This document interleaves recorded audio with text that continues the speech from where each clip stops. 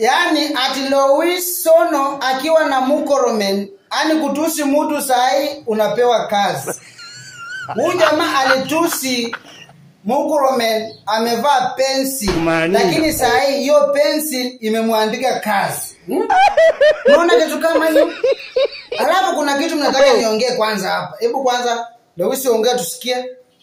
Mheshimiwa Murkomen nibaye bundles ya 100. Mimi sitaki pesa mingi. Na amevaa tight. Leo ni noma.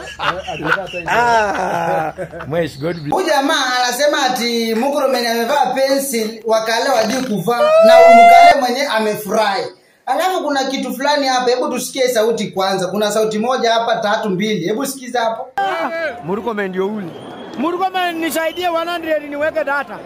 Mimi sitaki pesa. Ukiangalia sauti kuna mama alisema hapo muuaji. Alafu huyo mama hajaitwa. Alafu kuna mwingine tena aliongea hapo hajaitwa. Huyu peke yake ndiye ameitwa. Ndio naambianga kwa nini hakuita wenzake pia? Na kama unaona sijui wote mlichapa kwa sababu watatu huyo mama huyo si alisikika. Pia aitwe, apewe kitu kidogo pia omoke.